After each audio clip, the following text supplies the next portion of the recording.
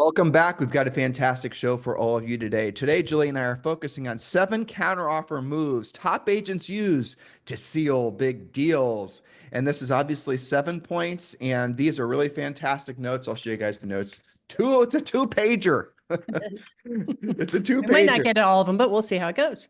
Right, but you're going to want these notes, and obviously we prepared these notes for our newsletter. So if you want the newsletter, or if you want the notes, you got to subscribe to the newsletter. And the best part is, I'm sure all of you will agree, the newsletter doesn't cost you anything to subscribe to. Just go to harrisrealestatedaily.com. Harrisrealestatedaily.com is our exclusive newsletter. It is a place where we put obviously our day's notes for that show for that particular day, but we also put a video of the podcast, and we also do a lot of exclusive content. Julie and I have created a lot of extra stuff just for newsletter subscribers, because frankly, it's been such a huge success.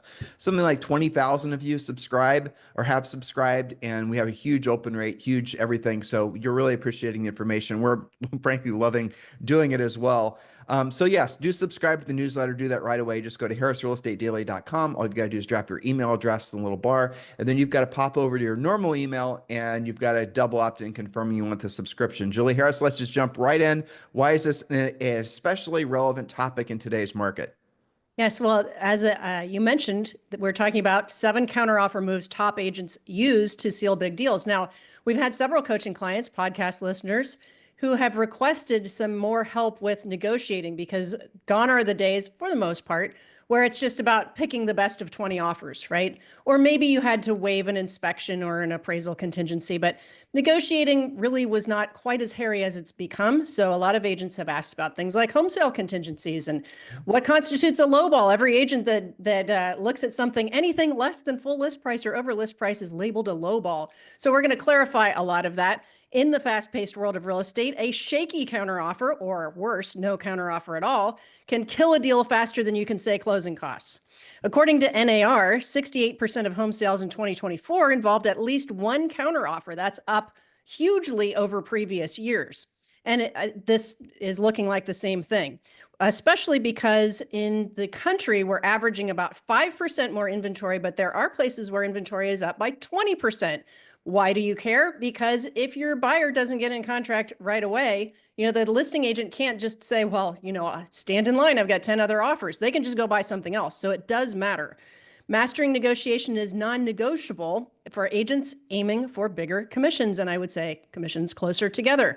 So we've got 7 proven counter offer strategies. And Tim, did we tell them how to get these in the newsletter? Because there are a lot of notes. Okay. Well, I'm reading your notes actually as you were reading your introduction, and I was thinking it's not an exact checklist, but this would be a great checklist for somebody in anticipation of having to do a lot of negotiation. It gives you the overview. And remember, guys, these are just our notes from today's podcast. And we know you guys love the podcast. It's always one of the most downloaded podcasts in our section on iTunes every single day. The rankings come out every single day, and we're usually top 50, sometimes top 25 in our section on iTunes. And that is really I think it's a testament not just to the work we do, but the fact that you guys appreciate the work we do and you're using this information for your own betterment and also for helping your customers. And that's the reason we keep doing it. It's very motivational for us. But again, get these notes, go to harrisrealestatedaily.com. Julie, point number 1, anchor your counter with market data and net sheets. Let me set this up a little bit better. So if you had received an offer, now, even if let's assume that it's going to be an offer that's going to make the seller a little bit squeamish. And those come in sometimes. And sometimes you have to emotionally prepare. By the way, one of the best times to emotionally prepare the seller for a lowball offer or for an offer that's lower than what the seller expected is way before you receive it. That way the emotional, the emotional brunt of the sense of fear of loss of their less than high inflated price, the aspirational pricing bubble popping in their minds, that causes a lot of negative emotions. So one of the in addition to Julie's notes, is always be preparing them for the reality that in this market, it's expected that we're going to receive offers. And don't be surprised if we receive some offers that are not in alignment with your expectations, because a lot of buyers have been reading too many doom and gloom headlines, thinking that the sellers are somehow fire sale their properties. So if we receive receive one of those offers, Mr. Seller, here's the script, listeners or viewers, if you're on YouTube. is that Mr. Seller, and this is if you receive an offer that's less than what the seller expected, less than maybe even what you expect, maybe just a ridiculous, stupid offer. Mr. Seller, listen, I appreciate the fact that you're angry about the offer that we received from these buyers and from this buyer's agent.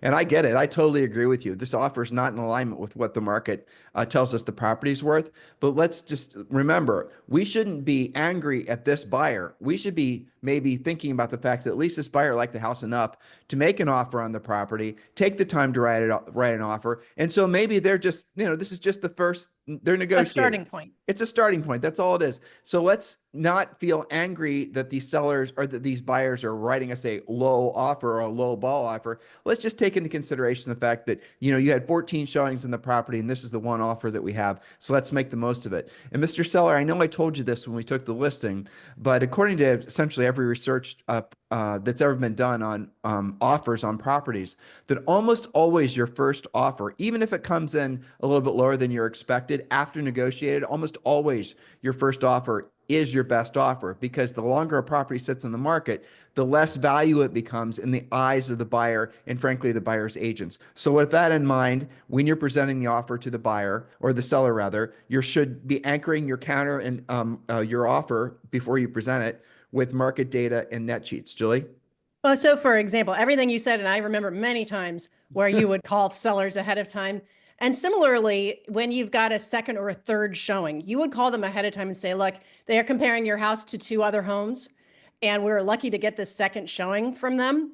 So I know that the other 2 houses are about $30,000 less than where we're priced. So I'm not sure where they're going to come in. And so what that did, and I think that you will agree with this because we observed this, this is a great lesson, is that when you have, we used to call that the call before really presenting the actual offer, assuming you were going to get one.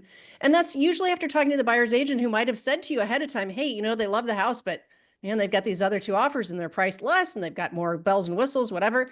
So you would call the seller and sort of pre-program them that it might come in low. And here's what's interesting. Let's say it takes 2 or 3 days, then you got another second showing. Maybe you live through another open house and they still don't have that offer. During that 2 or 3 days, that seller or that seller couple is going to be like, God, how low could we accept? They're thinking. And what was interesting is they're in their minds are almost always going to go lower than where that offer is going to come in. After they've had, but after, if you hit them with a low offer, so what Julie just said, it's perfect. And oh my gosh, my head is filling with scripts that we don't have time to do. Memories. Totally. I have probably 5 scripts I could give you guys right now. But the moral of the story is that what she said, the call before the call. And the call before the call happens quite literally, the call to present the offer. But you also need to be preparing, as I said, the seller for potential price adjustments, or don't say it like that, potential repositioning of the house in the market to correctly reflect the buyer's expectations. Excuse me. You need to do that really the second you take the listing, and don't have those conversations necessarily with the seller until after you've taken the listing, because that's really what you're getting paid for your expertise. So what you're doing is you're preparing them for how to translate what the market is going to tell us based on the number of showings, lack of showings, the feedback, make sure you're getting feedback, and the time on the market. So if you've given them, set the expectations so that longer days on the market is not good, fewer showings is not good. You've done all the work. When it comes time for you to actually, you finally have maybe it's your own offer, or maybe it's an offer from somebody else. It's really important that you call them and now I'm not going to say lower their expectations, but I'm going to say have them reset their expectations so they're more realistic. That way, if the offer comes in higher, you're going to have moved. They're going to be, obviously very happy about that. But if the offer comes in lower than what they expect, they're not going to react negatively towards you. Because if you do this wrong, and this is terrible, but this is what happens. If you do this wrong and you present a low ball, as in the seller's eyes, offer to the seller, they could get so pissed off that they'll fire you. And that includes even your best friend from high school, your center of influence past client seller, because or they might reject a perfectly good offer just because you haven't done this positioning. Right. So I agree with everything that you said. I want to show our listeners how to use some facts, because our point number 1 is how to use market data and net sheets. And you want to take every subject property by itself. So let me give 2 examples. Facts trump feelings in negotiations. You're going to ground your counteroffer with a fresh comparable market analysis. Things happen while you're sitting on the market, right? To validate your position. Or you might use your fresh CMA to do what Tim was just talking about, to position your seller. It depends on how it goes. So let's look at first scenario. If your comparables show recent sales closing at 101% of list price, use this to justify countering a lower offer with a data-backed number, right? For example, you could say, based on the following comparables, we're countering at X. That doesn't mean you're coming in at full list back at them, but you can say, because the past three sales came in at 101% over what we're currently listed at, and your offer is only 92%. So we're going to counter offer you based on our comparables. That buyer's agent might not even be using the same comparables. Now, let's take a breath. Let's take a breath. Yeah. Okay. So really what Julie's trying to help you guys understand is, when you're on the listing side of things, the worst thing for you to do is assuming the buyer's agent has done their job. So what Julie's telling you how to do, what she's telling you what to do, is how to essentially present the actual factual current market data to the buyer's agent, assuming it's not you, and to the seller. So everyone's operating off the same set of data points. And if the buyer's agent then sees the data, agrees that these are the most recent comps, and their buyer still comes in at a lower price, then that's probably not a serious buyer. Or frankly, the buyer's agent doesn't have the skill set to get the deal together. But at least or the buyer might not be qualified to come in at list price. That's true. But Julie, let's move on to point number 2. All right. Sure. So point number 2 is uncover their true priorities. What do you mean by that point? Well, price isn't always the number one thing, is it? To negotiate effectively, call the other agent and ask, no matter what side you're on, call the other agent and ask, what's the most important thing to your client? They might still say price, but you can say price and what else? I recently had a new coaching client come to us because they said, I can't believe what happened. I thought I wrote the perfect offer. I said that we could close in 2 weeks and it's all cash. But I was surprised to find out that the seller didn't want to close in 2 weeks. They wanted a 2-month lease back. Right. An otherwise great contract, assuming that price was the number one thing and assuming that the seller, like their seller, wanted to close right away. And yet they lost that position. So find out what's actually important. For example, is it, closing costs? Maybe a buyer comes in lower than the seller wants and asks for closing costs, but if the seller counters a little bit over list and gives them the closing costs, now you've got a deal. So what's the most important thing in addition to, or maybe even instead of, price? We have a lot of coaching clients that report that they were not the highest offer, but they were the strongest buyer. That might make a difference too. So uncovering their true priorities, no matter what side you're on. And then point number 3, diffuse emotions with empathy. Lowball offers can spark frustration, but emotional sellers will derail the deal. And by the way, anything, especially in today's kind of post-COVID era, low interest rate, crazy market, most sellers will call anything less than list a lowball offer. So even though it's not to you, in their mind, they're going to call it that. Julie, So let's interject here. Point 2 and 3 are kind of the same. Well, not really completely, but mostly it's about knowing the motivation. So Yes. Julie's presenting this to you guys as if you are on the list side, and she's suggesting that you obviously find out as much motivational things about the buyer when you're receiving an offer, but also you better have pre-qualified your seller when you took the listing and know exactly what's most important to them. And she also said something that's really important. You guys will be shocked how frequently the price is not the most, and if it's the most important thing to the seller, or to the buyer rather, it's probably because they barely qualify for the house they're making an offer on. And again, you're going to be stuck in situations oftentimes where the buyer's agent hasn't really fully pre-qualified their buyer. So you're going to have to sort of, it's a bit of a fishing expedition sometimes, unfortunately, but at least know the motivation of your seller. And if you're on the buyer side of things, like for example, again, I don't want to give too many stories about this because it's Julie and I'll just ramble forever. But you might find that, for example, a seller does not really, if you ask them what the top 5 priorities they are, it's going to most always be the convenience. That's going to be number 1 almost always. In other words, are they going to have to move twice? Are they going to be able to go seamlessly from one house to the next, assuming that's the scenario? Those types of things. You might find that it's going to be that they don't want to screw around with inspections, or you might find that they want to move their pet cemetery. We've had all of this in all of our coaching Real clients. story.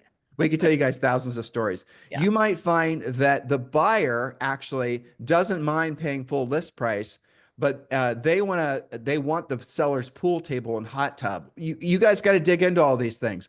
But approaching this as if the most important thing is the price is a mistake, because what's the most important to most people is convenience. Is most important to most people is the least amount of stress.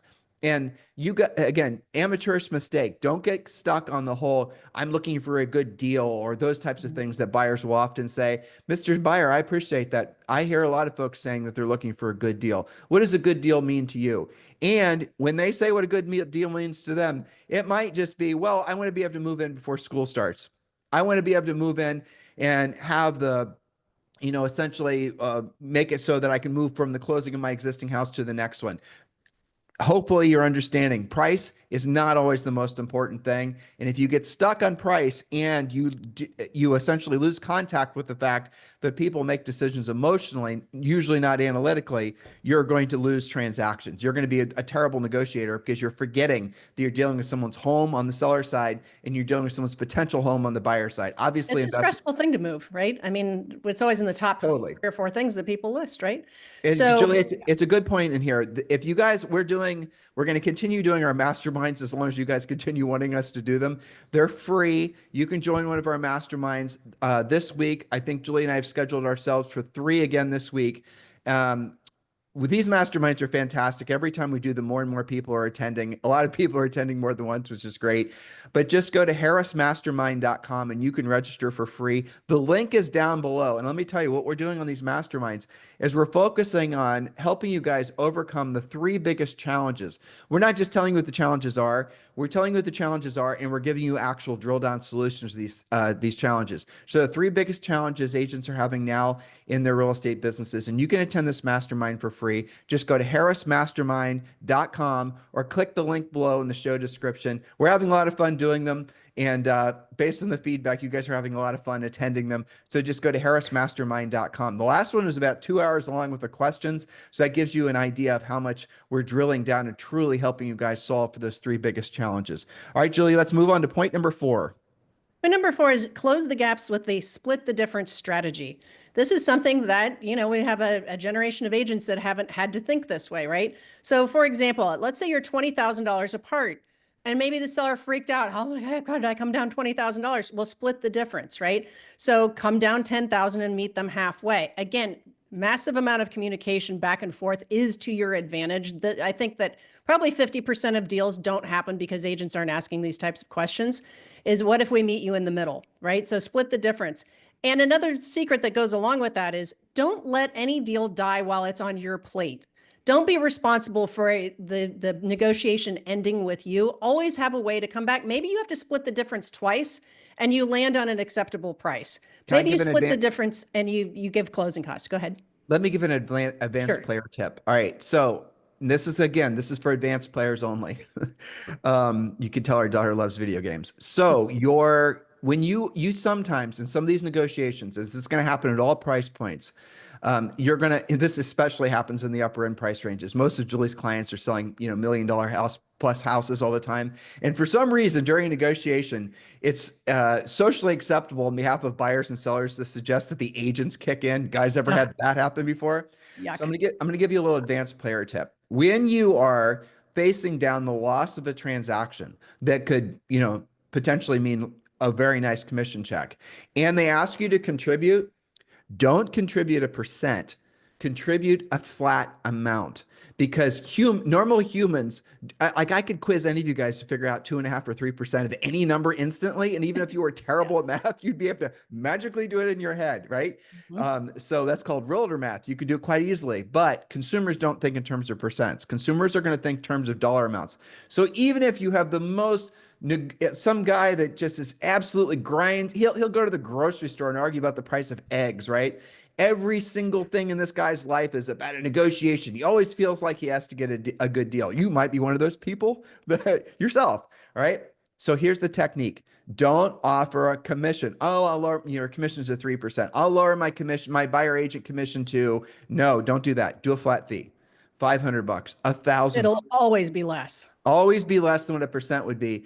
And they'll all, because most times when people are negotiating, again, this was advanced player tip, they're just doing it to do it. They're just doing it because they feel like they're supposed to. Could be cultural. It just could be because they're jerks.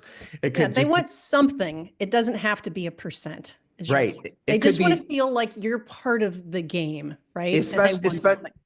especially when something's being ground and when the price or something's being grinded on a little bit, and they ask for it. Don't ever offer any of your commission unless you've exercised, and if you don't know how to negotiate, you won't have gotten to this point. You guys who negotiate right away offering your commission, that is just a lack of skill that you can make up when you join Premier Coaching, and it's costing you a lot of money. That's the go-to negotiation tactic for most agents. They just kick in. Inspection problem, I'll just pay for it.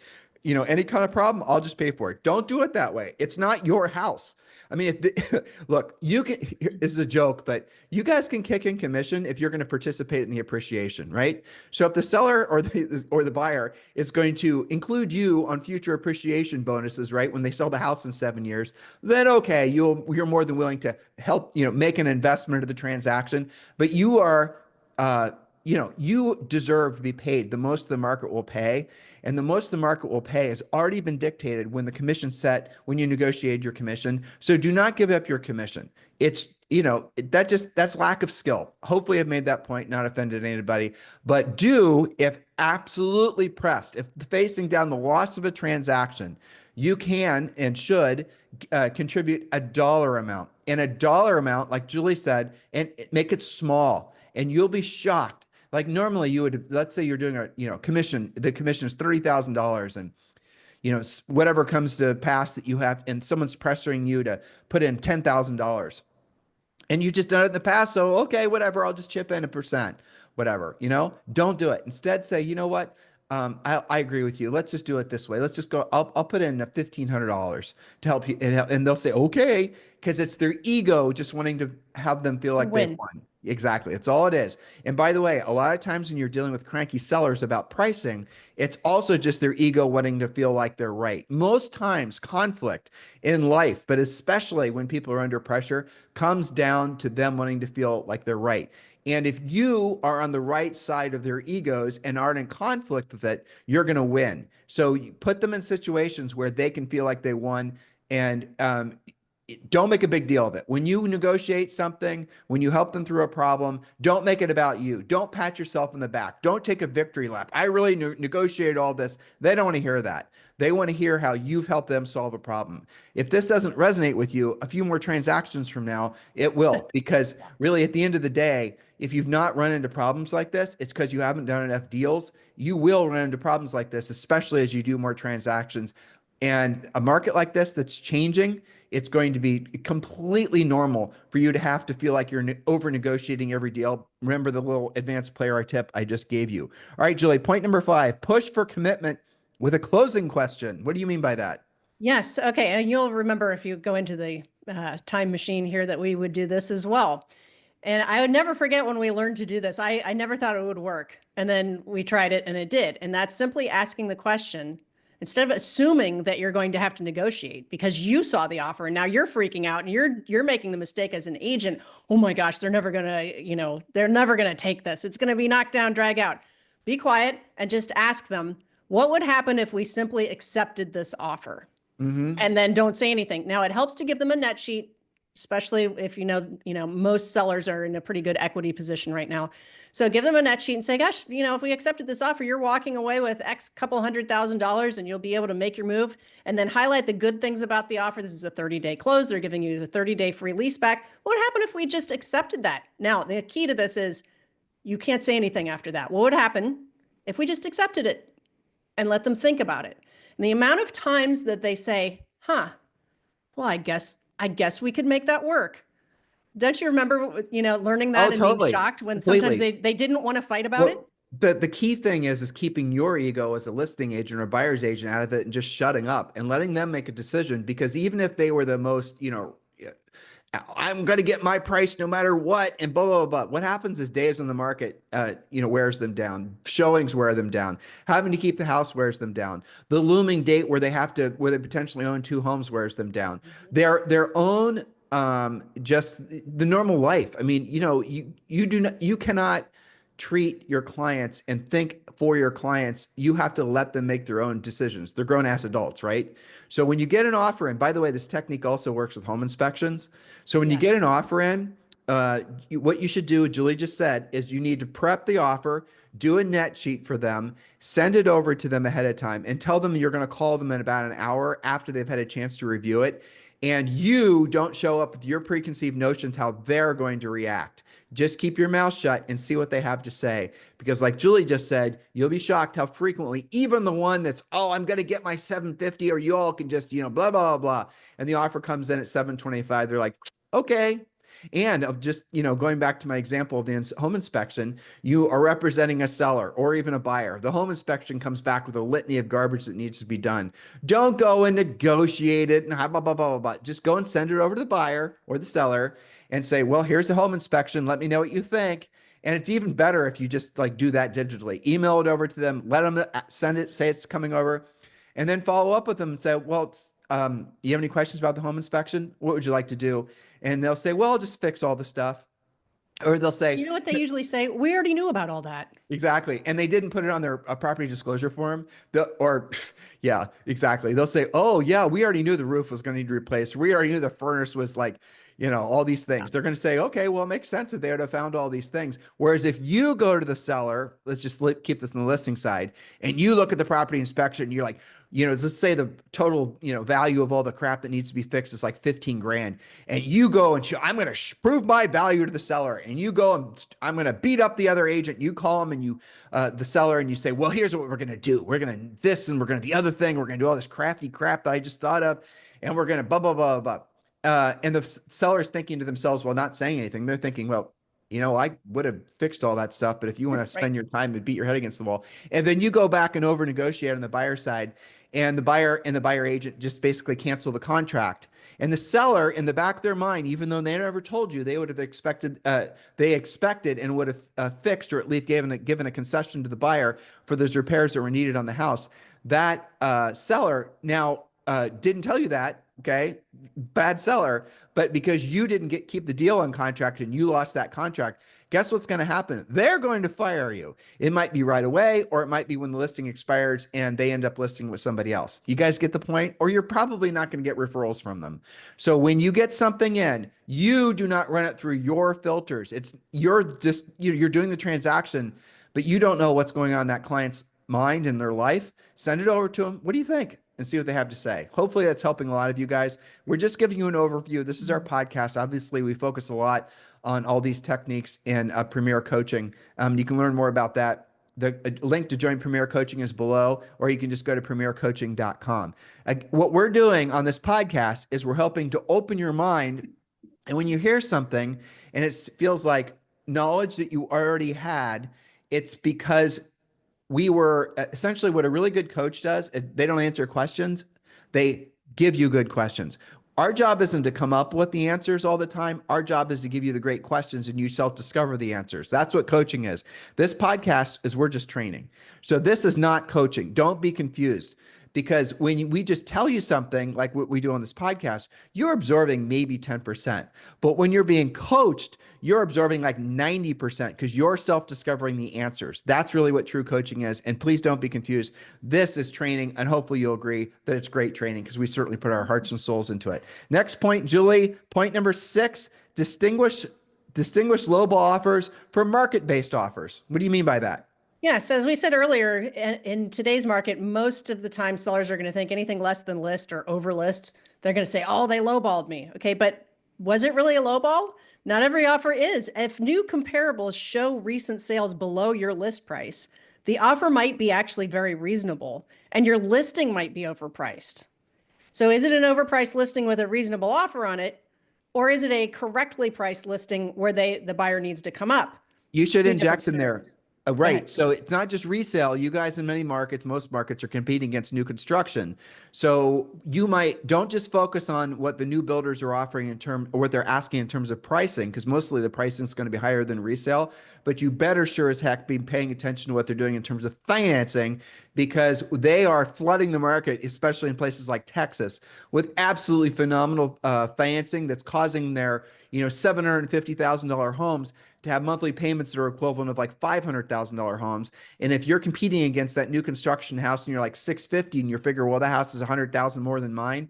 You know, my house is more desirable. Yes, it's not new. It needs some work. And you're thinking you're safe. And all of a sudden the builders competing with each other start lowering payments because they're buying down interest rates. Then you're not overpriced technically. You're just not competitive because the builders have, you know, played one of the builder cards and they're now able to offer lower payments on their products. That will completely not show up in the MLS. It's just going to show up in market data. So you have to be aware of all the variables that's going to affect the sellability of a house. And really, this also goes true on the buyer side too. A buyer is going to make a payment decision. People say housing's overpriced. Okay, I can understand why you'd say that. But really what the issue is, it's not that the housing's overpriced, the payments are too high. So if you had, for example, that house isn't worth $750,000. Okay, but what if I told you that $750,000 house is, you know, $3,000 a month? Do you care how much it is? Nope. And when interest rates drop, you're going to see that home price appreciation or home prices themselves will become less of a talking point. People are blaming the high prices, and yes, high prices with higher interest rates cause for higher payments.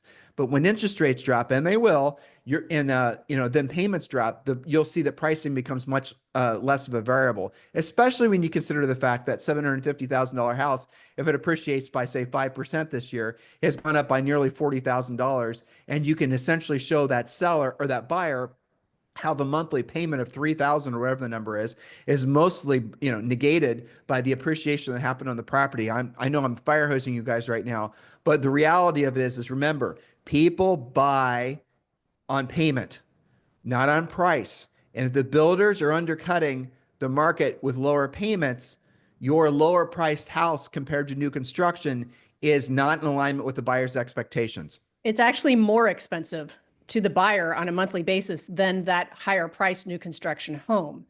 So coaching wise, you know, we talk to our coaching clients a lot about when you take a resale listing and you have new construction nearby, even if it's a competing school district, but basically an equal school district, you are doing your sellers a disservice to not have previewed what they are up against and to know what are those builder perks, what are the buy downs, what are the concessions, what are you actually up against? So that's some homework assignment for anytime you take a new listing that has new construction nearby. And we do talk about that. We talked about that in the last mastermind we did. So make sure you guys are signing up to attend one of the free masterminds we're doing this week, harrismastermind.com. All right, Julie, let's go move on to point number 7. Is that right? Yes. Yep, that's right. Yeah, stay sharp with a counteroffer cheat sheet. What do you mean by that? That's your checklist, right? So it starts with running a new comparable market analysis to find out what the house is worth today. Maybe while it's been sitting there, you've had 3 comps that make it look like if you listed it fresh today, you're like 30,000 overpriced.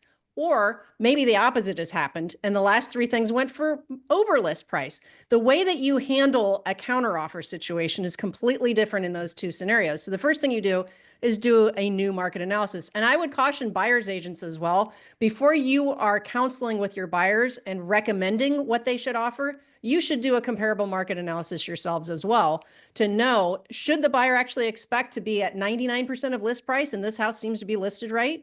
Or, you know, in the case of one of my coaching clients, typically she's got tons of inventory.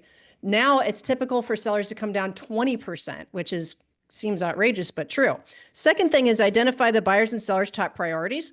We talked about that. The using empathy to neutralize their emotions and show them what is good about the offer instead of freaking out about what, you know, coming in 5,000 less than list price. On the checklist, we talk about the reminder of maybe splitting the difference to get the deal done. I like what you added. Don't just come off your commission. Maybe you just pay for a home warranty and the seller feels like they won. And then never reject an offer outright, even if your seller freaks out, okay? You have to at least counter because as you said at the top of the podcast, don't be mad at these buyers. They're trying to buy your house. Be mad at everyone else who came through and didn't even bother to try. And then I mentioned at the end, because we've done podcasts about it and we talk about it in coaching a lot, using the ultimate addendum to counter and just make sure that the strength of the buyer is what you think it is. There was a point earlier on that we skipped where if you've got a really strong buyer, but they're not quite up to speed on the price that the seller wants, that's still a better offer than a buyer that's willing to go over a list, but isn't really that qualified. How are you going to decide who's who, especially in a multiple offer situation? So this is just something that they can get in the newsletter, and the more elaborate, of course, drilled down plan is part of Premier Coaching and certainly part of Elite Coaching. So taking a checklist, and instead of being emotional, and that's the hardest thing to do when you get these offers going back and forth, stop the emotions, get your checklist out and say, look, is this house priced right in the first place? How do we react to this? What should we expect?